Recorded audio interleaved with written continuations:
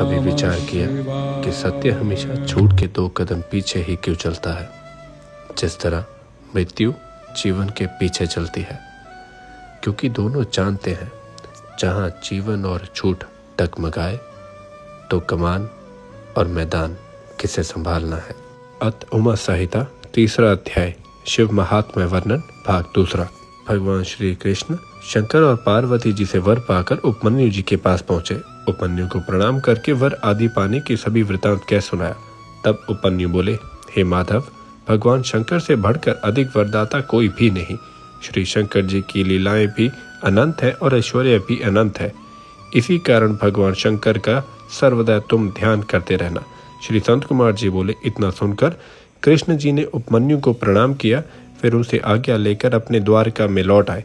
अयोध्यापति श्री रामचंद्र भी तो भगवान शंकर की आराधना द्वारा दिव्य अस्त्र पाकर समुद्र पर पुल बांध रावण का कुल समेत नाश कर दिया और अपनी पत्नी सीता को प्राप्त किया। हे मुनि जी, कामधेनु पाने के लोभ में आकर सहस्त्र अर्जुन ने जमदग्नि ऋषि का वध किया।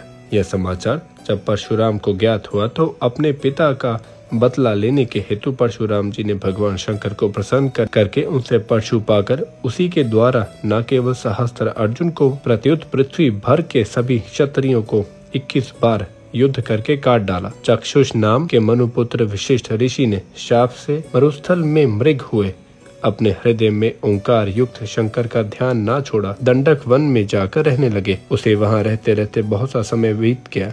तब शंकर ने उस पर कृपा की, इससे श्री गणेश जी का गण बनाकर जन्म मरण से रहित कर दिया। गार्ग्य मुनि की आराधना से प्रसन्न होकर शंकर जी ने सर्व दुर्लभ मुक्ति काल ज्ञान अपनी इच्छा से विचार के योग्य भूमि सरस्वती पार होने के लिए समर्थ एवं महापराक्रमी 1000 पुत्र आदि का वर प्रदान किया। एक बहुत ही दरिद्र ब्राह्मण था। उसने निर्धनता के कारण अपना गालब नामक पुत्र छिपाकर गुरु की कुटिया में रखाया। अपनी पत्नी से भिक्षुकों के आने के भय से कहा कि दरवाजे पर कोई अतिथि आए उसे कह देना कि पति घर नहीं है। उसकी आज्ञा के बिना मैं आप लोगों का सत्कार नहीं कर सकती। इतना स्त्री से कहकर वह स्वयं घर में छुप कर बैठ गया।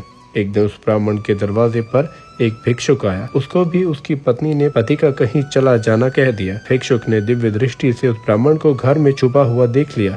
फिर बोले, तू झूठ क्यों बोलती है?